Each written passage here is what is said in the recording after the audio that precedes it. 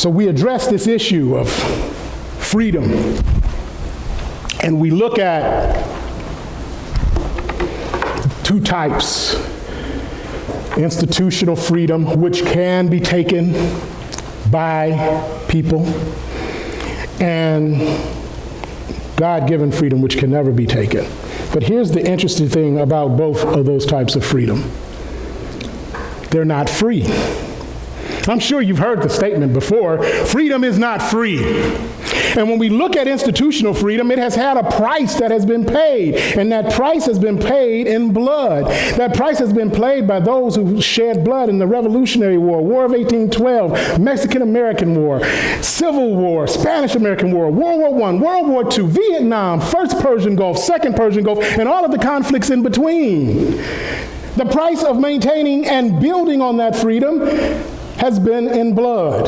The price is paid each and every day by people who go out and protect us. The price is paid by those sometimes not very well paid civil servants in our city clerk's office, in our county offices, in our state offices, and in our federal offices.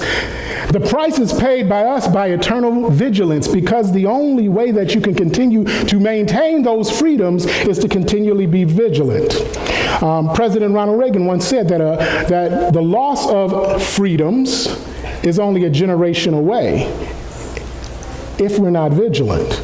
Well, just like there's a price for those institutional freedoms, there's a price for our God-given freedom.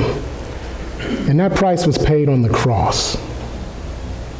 That price was paid by Jesus, who came and gave everything he had, who was humiliated, who bled and died on the cross, knowing that some people would never even acknowledge the gift that he gave to us.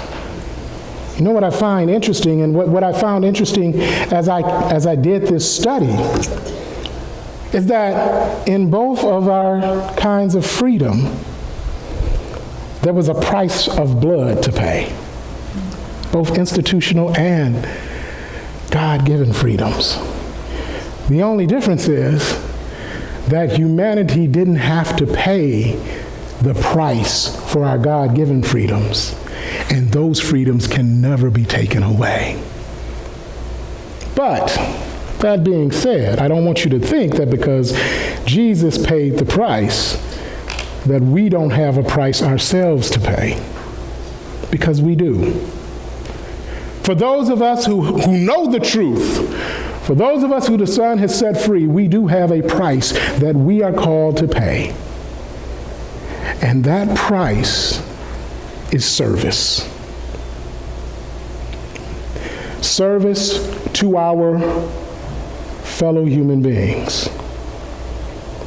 That price is stewardship. God has given us this wonderful planet to live on, and we are expected to be good stewards of it. Amen? And so all of us, the price is to work and to live within the calling that God has called us to.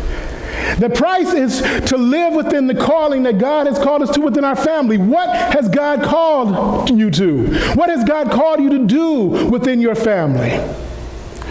What has God called you to do within the church? What has God called you to do within your community? How has God called you to be a good steward of his creation? If you do have a relationship with him, if you do know the truth,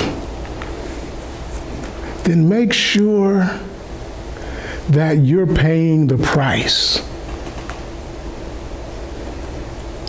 And sometimes if you think, but the price is too high. You know, some missionary says, you're sending me to Haiti. And that means I have to leave the comforts of the United States, and I have to go to a place that's not as safe as the United States, and I have to deal with people that I'm not used to. And you start to think in your mind, that's too high a price. Remember the price that Jesus paid.